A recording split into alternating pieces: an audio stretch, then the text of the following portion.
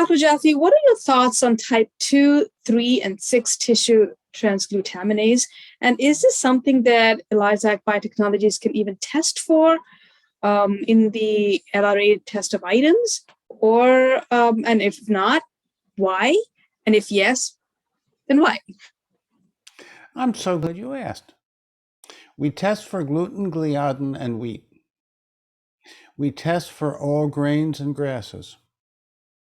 That's what is reflected in the transglutaminase level. So what is transglutaminase and what is tissue transglutaminase and what are the subtypes of transglutaminase? And I'm so glad you asked because I know the answer.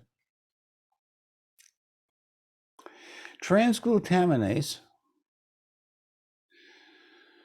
takes a glutamine molecule and a lysine molecule and links the two. Transglutaminase makes things very hard to digest. Transglutaminase makes things very rugged and resistant to digestion. In the right way, in the right time, in the right way, in the right time. That's wonderful. Too much is too much, too little is too little. It's always Goldilocks. And when you have celiac disease, that is marked by transglutaminase. Transglutaminase marks overall forget subtypes. All transglutaminase increases are related to celiac. Well, there's tropical sprue and there's non-tropical sprue. You have to be old enough to remember this, but 80% are gluten or gliadin or wheat related.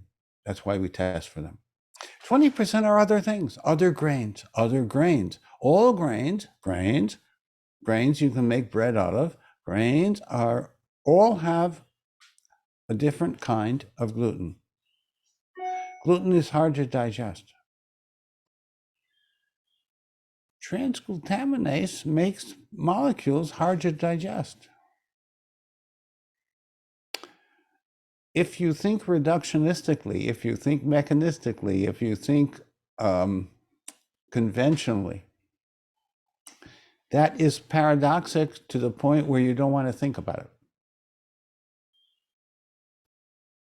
But if you think functionally, if you think comprehensively, if you think in an integrated way, you understand that transglutaminase, a certain amount, a little bit in the right place at the right time will make something hard to digest, and it will improve the structure. It will improve the function. But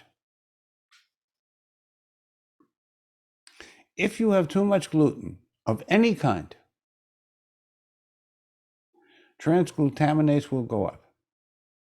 Now, what about different subtypes of transglutaminase? Well, it turns out, in addition to linking glutamine by a glutamyl link to lysine, epsilon amino group lysine, and intermediary being an adipic acid, I did my PhD on that stuff.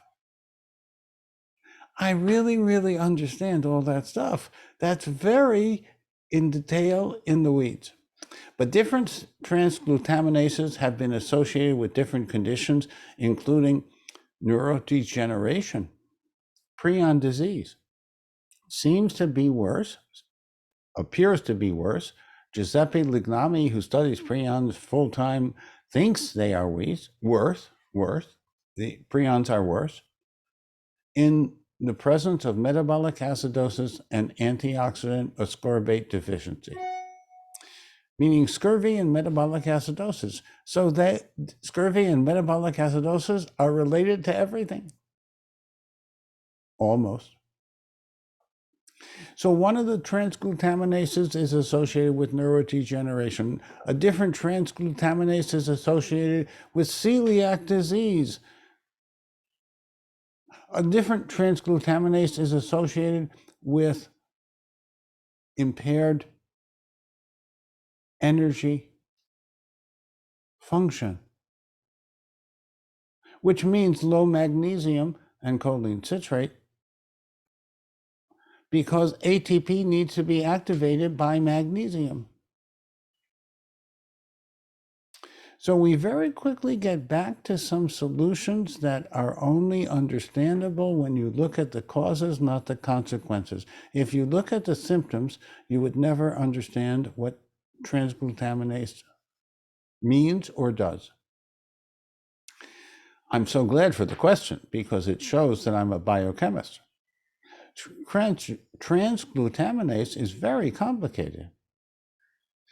It has some essential value in marking celiac disease, but then it has many other implications as subsets, subtypes, subcharacteristic units, some slight variants of transglutaminase.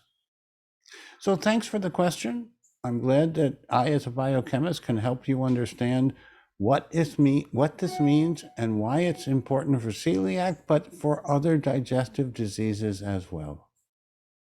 And since your microbiome is in constant communion with your metabolome, this might have to do with neurodegenerative diseases.